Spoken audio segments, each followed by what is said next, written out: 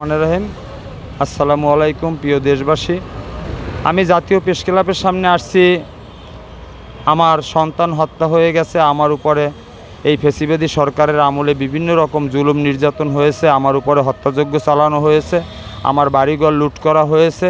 আমার এই নাবালক সন্তান নিয়ে 8 বছর পর্যন্ত আমি এই ঢাকা শহর ভাসমান একটা খাবারের ব্যবসা করে ওকে পরিচালনা করতেছি। আমি এই ঢাকা মিরপুরে থাকি। আমি আমার বাড়িঘরে যেতে পারতেছি না, কারণ এরা আমার বাড়িঘর লুট করেছে। আমার ঘরের সমস্ত মালসাবানা নিয়ে গেছে, ঘরের অর্ধেকের বেশি ভেঙে ফেলেছে। এখন আমি আমার বাড়ির পুনর্নির্মাণ চাই, প্লাস আমার এই মেয়ে হত্যার বিচার চাই। আমার উপরে যে অমানুষিক হত্যাকাণ্ড চালিয়েছে তার বিচার চাই। এই আওয়ামী লীগ ফ্যাসিবাদী সরকারের পতন হওয়ার পরে এখন বর্তমান যে সরকার আসছে, এই সরকারের প্রধান উপদেষ্টা ডক্টর মোহাম্মদ ইউনূস স্যারের কাছে আমার আকুল আবেদন যে আমার এই নিষ্পাপ সন্তান হত্যার বিচার। আমার নাম মোহাম্মদ মোশাররফ হোসেন, পিরোজপুর জেলা মঠবাড়িয়া থানা। আমার বয়স 43। আমার নাম আলতাফ হোসেন। আমার ভাতিজি হয়। এরা 2 ভাই বোন। এই মেয়ে বড় এই সংসার। নাম কি জানি? লামিয়া আক্তার। বিবাহ এটা আমরা দিনে, যদিও এর মার কাছে ছিল। এর মা স্থানীয় চেয়ারম্যান নিয়ে এই বিবাহটা দেশে কীভাবে কী দেশে আমরা কর্তৃপক্ষরা কিছুই আমরা জানি না। রিপন জমাদ্দার। আমরা চাই এই মার্ডারের সুষ্ঠু বিচার। জি, আজকে এখানে আসা হয়েছে, উনি আমার সম্পর্কে মামা হয়, কারণ তার যে নাবালক মেয়েটি লামিয়া আক্তার মুন্নি, তাকে হত্যা করা হয়েছে নির্মমভাবে। কারণ সে বাড়িতে ছিলাম গাজীপুরে, তো তখন আমার মামাকে ফোনের মাধ্যমে আমাকে ফোন দিয়ে জানানো হয়েছে যে আমার মেয়েটাকে মেরে ফেলা হয়েছে। এখন এখানে আসা হয়েছে যে লামিয়া আক্তার মুন্নি, ওনাকে যে মেরা হয়েছে তার সুষ্ঠু এবং ন্যায় বিচার চাই মাননীয় ডক্টর ইউনূস স্যারের কাছে। আমার নাম মোহাম্মদ বিপুল হোসেন। জি, আমি মামাতো ভাই। তোমার নাম কি বাবা? মোহাম্মদ আব্দুল্লাহ আল কাফি। তুমি কি করো? আমি লেখাপড়া করি ঢাকা মিরপুর 1 নম্বর শহীদ বুদ্ধিজীবী মডেল স্কুল অ্যান্ড কলেজ। এই যে নিহত হয়েছে, তোমার কি হয়? আমার বোন হয়। তোমার বোনের জন্য মায়া লাগে? জি। তুমি এখন কি চাও? আমি সুষ্ঠু বিচার চাই। যখন তোমার বোন মার্ডার হয় তখন তুমি কোথায় ছিলে? তখন আমরা ঢাকা ছিলাম। তোমার এই যে চেয়ারম্যান যখন তোমার বোনের যখন দিয়ে দেয়, তুমি তখন কোথায় ছিলে? আমরা ঢাকা ছিলাম। থানায় যে গেছিলা, থানা ওসি সাহেব কি বলছো, তুমি বলতে পারছো? থানায় ওসি সাহেব হলো আমাকে আমার বাবার কাছে দিয়েছে, আর বলছে যে মেট্রিক পরীক্ষা দিলে আমার বোনকেও আমার বাবার কাছে দেবে, আর আমি আমার আপুর কাছে যাব, আমার মার কাছে যাব। তারপর এই মেট্রিক পরীক্ষা দেওয়ার মেট্রিক পরীক্ষা দেব, ওই আর একটু পরীক্ষা দেওয়ার 1-2 দিন আগে আমার আপুরে মাইরা লাইছে। তুমি কোথায় ছিলে? তখন আমরা ঢাকা ছিলাম। ঢাকা 34 ঘন্টা পরে আমরা খবর পাইছি। 34 ঘন্টা। 34 দিন পর খবর পাইছো? 34 ঘন্টা। 34 ঘন্টা পর জি খবর পাইছো। তোমার নামটা আবার বলো। মোহাম্মদ আব্দুল্লাহ আল কাফি। পুনরায় আমাদের বাড়িতে যেতে চাই। আমাদের মতো এরকমের অগণিত সন্তান হারা বাবা আছে, বোন হারা ভাই আছে, যারা রাস্তায় ঘুরে বেড়াচ্ছে। এদের বিচার কারা করবে? এদের প্রতিকার কারা দেখাবে? এদের কায়রা কোন আশায় বেঁচে থাকবে এই দেশে? কি বলবো আপনাকে, একটা দুঃশাসনের আতুরঘর, যেটার কথা আর বলার ভাষা রাখে না। এই ওসি আমার এই সন্তান হত্যার পরে আমি বরিশাল মর্গের থেকে আমার সন্তান ফ্রিজিং হয়েছে, ফ্রিজের বিল দিয়া তারপরে পোস্টমর্টম করাইয়া বাড়িতে নিয়ে যায়, কিন্তু সেই পোস্টমর্টম রিপোর্টটা আজও পর্যন্ত ওই ওসির কারণে আমার হাত পর্যন্ত পৌঁছায় নাই। আমি জানতেই পারিনি এই 3 বছরের ভিতরে যে আমার সন্তানটা কিভাবে হত্যা হয়েছে। শুধু আমি ফ্রিজ থেকে বের করার পরে দেখেছি এই যে ছবিটা, এই ছবিটা হলো ফ্রিজ থেকে বের করার পরে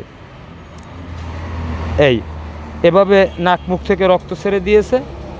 এটা বরিশাল মর্গের ফ্রিজ থেকে বের করার সময় আমি এই মুখ দেখেছি 4 বছর পরে। 4 বছর আগে আমার কাছ থেকে থানার মাধ্যমে ওসি এই বাদল ওসি আমার কাছ থেকে কাটিয়ে রাখছে। আর যখন সন্তান হত্যা হয়েছে তখন ছিল ওসি নুরুজ্জামান। এই নুরুজ্জামান এই মামলাটা পর্যন্ত করতে দেয় না ঠিকমতো। আমারে এরপরে বিভিন্ন হুমকির মাধ্যমে মঠবাড়িয়া ছাড়া করে দিয়েছে, বলছে আপনি যদি মামলা পরিচালনা করেন তাহলে আমি আপনাকে অ্যারেস্ট করতে বাধ্য হব, আপনার বিরুদ্ধে 3 সেট এজাহার রেডি হয়ে গেছে, আমি যে কোনোভাবে আপনাকে আটকাই দেবো, আপনি তার সেই ছেলেটা নিয়ে ঢাকায় চলে যান, যাইয়ে ঢাকায় পড়ে থাকেন। তখন আমি আবার ওকে এই মামলা ছাড়িয়ে দিয়ে ঢাকায় চলে আসছি। এই দেখেন মামলার কাগজপাতি। এই মামলাটা আমি থানা পর্যায়ে কোথাও লেখাইতে পারি না, পিরোজপুর জেলা পর্যায়ে গেছি, জেলা পর্যায়ের বাস সমিতির উকিল সমিতির সভাপতি হিন্দু, ওই যে এই মামলা এখানে কেউ লিখবে না। পরবর্তীতে আমি একটা মৌহুরি নিয়ে রাত্রের অন্ধকারে কম্পিউটারে নিজে বসে মামলা ড্রাফট করাইয়া হয়ে পরে মঠবাড়িয়া আপনার এইতে কোর্টে নিজের মাধ্যমে একটা উকিল ধরে জমা দিছি, তাও কোনো উকিল দিয়েও জমা দিতে দেয়নি আমাকে। এই জমা দেওয়ার পরে আমারে মাত্র 5-7 দিনের মধ্যে মঠবাড়িয়া থেকে সরিয়ে দিয়েছে, আবার এই ঢাকায় পাঠিয়ে দিয়েছে। আমি আজও পর্যন্ত কিভাবে আমার সন্তানটা হত্যা হয়েছে তা আমি আজও পর্যন্ত জানতেই পারলাম না। সেই পোস্টমর্টম রিপোর্টটা পর্যন্ত পাইলাম না, মামলা পরিচালনা করতে পারলাম না। মামলা কোর্ট থেকে পিবিআইয়ের উপরে তদন্ত দিয়েছে, পিবিআই কত কিছু তদন্ত করে মামলা ওইখানেই থামাইয়ে রাখছে সরকারের কথায়। কারণ এর আসামি হইল তখনকার আওয়ামী লীগ সরকারের চেয়ারম্যান মেম্বার, মানে যেগুলো এগুলো তো অবৈধ, এগুলো তো কেউ বোর্ডে হয় না, টাকা পয়সার কারণে হয়েছে। এটা হলো একটা লুচ্চা। এই লুচ্চা চেয়ারম্যান আমার না, শুধু এরকমের অনেকের সংসার ভাঙছে। আমার স্ত্রীকে আমার কাছ থেকে জোরপূর্বক এর বাসায় আটকিয়ে রেখে এই সন্তান আমার কোলে থাকা অবস্থায় আমার বুকে লাথি মারি হয়ে পড়ে, আমার হাত থেকে 4টে ধরে সই নিয়ে ডিভোর্স দেওয়া হয়েছে। আমার বুকে লাথি মেরিয়ে লাথি মেরিয়ে সন্তান কোলে থাকা অবস্থায়। এরপরে এই 2টা সন্তান আমার কাছে থাকতে চাইছে, কিন্তু আমার কাছ থেকে মেয়েটা থানা পুলিশ এবং এই ওসি চেয়ারম্যান এর সহযোগিতায় কারিয়া রাইখে দিয়েছে। 4 বছর পরে আমি সেই সন্তানের লাশ খবর পেয়ে যাইয়া সন্ধান করে খুঁজে খুঁজে পাই যাইয়া বরিশাল মেডিকেল কলেজ হাসপাতালের মর্গের ফ্রিজে।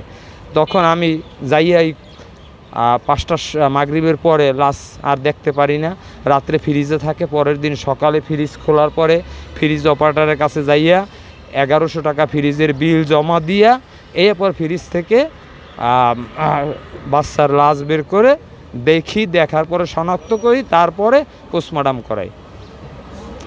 এই হইল আমার কাহিনী। এরপরে আমার সন্তান আমার কাছ থেকে কারিয়ে নেওয়ার পরে আমার উপরে এরা হত্যাযজ্ঞ চালিয়েছে, আমার পাও ভেঙে দিয়েছে। এই সন্তান তখন আমার পাশে বসে চিল্লাইতেছে আর বলতেছে, দেখো সন্ধ্যার পরের ঘটনা, যে তোমরা আমার বাবাকে এরকমের মেরো না, তোমাদেরকে পুলিশে ধরবে। কিন্তু সেই পুলিশ, সেই শুয়াররা বাচ্চারা আমার একটা মামলাও ঠিকমতো নেয়নি এবং কোনো বিচার করেনি। যদি করতো তাহলে এই সন্তানটা নিয়ে আমার এই ঢাকা শহর রাস্তায় থেকে এই অন থেকে এখন পর্যন্ত ক্লাস 4-এ পড়াই, এই লেখাপড়ার রাস্তার পারে ল্যাম্পপোস্টের নিচে বসে পড়িয়েছি মিরপুরের এবং ঢাকা শহরের লক্ষ মানুষ সাক্ষী। এখন ক্লাস 4-এ পড়ে শহীদ বুদ্ধিজীবী মডেল স্কুল অ্যান্ড কলেজে, ওখানে লেখাপড়া করাইতেছি। এবং আমি ঝালমুড়ি বিক্রি করি মিরপুর মাজারের সামনে, ওই এরিয়ায় থাকি। কখনও বাসা ভাড়া নিয়ে থাকি, কখনও আবার বস্তিতে থাকি। এভাবে করে জীবনযাপন করতেছি। অসুস্থ মানুষ যা ইনকাম করতে পারে তা দিয়ে 2 বাপ বেটার চলা অসম্ভব হয়ে যায়। তাই পুনরায় আমি আমার বাসভবনে যেতে চাই, আমার বাড়িতে যেতে চাই। যারা আমার বাড়িঘর লুট করছে, যারা ক্ষতিগ্রস্ত করছে, এদেরকে আইনের আওতায় আনা হোক এবং আমার সন্তানকে নিয়ে আমাকে আবার পুনরায় আমার বাসভবনে যেতে দেওয়া হোক। এই বর্তমান সরকারের কাছে, এই জুলুমবাদী সরকারের বিচার, নাস্তিক সরকারের বিচার এই ইউনূস সরকারের কাছে আমি চাই, এই ইউনূস সরকার যেন আমার এই বিচারটুকু করে। এই আপত্তি জানাবার জন্য এই গতকালকে ঈদ গিয়েছে, আমার ছেলে আমাকে প্রশ্ন করে, বাবা আমরা বাড়িতে যাব না, কিন্তু আমি বাড়িতে যেতে পারি না, আমার সন্তান নিয়ে আমার এই ঢাকা শহরে থাকতে হয়, আমি কিভাবে বাড়িতে যাব? খুনিরা এখনও ঘুরে বেড়াচ্ছে, তাদেরকে আইনের আওতায় আনা হচ্ছে না, তারা এখনও হুমকি দিয়ে বেড়ায়, তারা আমার বাড়িতে আমাকে যেতে দিচ্ছে না, আমার সমস্ত সয় সম্পত্তি তারা বোক দখল করতেছে, আর আমি আমার সন্তান নিয়ে রাস্তায় রাস্তায় ঘুরে বেড়াচ্ছি। গেল রমজানে আবার বাবা মারা গেছে, সে বাবা মারা যাওয়ার সময় আমি দাপন দিতে বাড়িতে গিয়েছিলাম, ওখান থেকে আবার খুনিদের ভয়তে ঢাকায় চলে আসছি। এরা আমাকে বিভিন্ন রকম হুমকি দেয়। এখন আমি বাড়িতে যাব, আমার বাবা মারা যাওয়ার পরে আমি বাবার ওয়ারিশ সম্পত্তি যা পাবো এগুলো বুক দখল করবো, আমার সন্তান মানুষ করব, কিন্তু সেই সুযোগ আমাকে দেওয়া হচ্ছে না। কেন এই দস্যুদেরকে এখনও আইনের আওতায় আনা হচ্ছে না? তাইলে কি দেশের আইন কখনো ঠিক হইবে না? আমরা যে আশা করে এই 17 বছর পর্যন্ত নির্যাতন সহ্য করে আসছি, এখনও কি সেই নির্যাতনের মধ্যেই থাকবো? এর কি কোনো প্রতিকার হবে না? এই সরকার কি এর কোনো প্রতিকার করবে না? তাহলে ওনাকে আমরা কেন বসিয়েছি এত আশা ভরসা নিয়ে?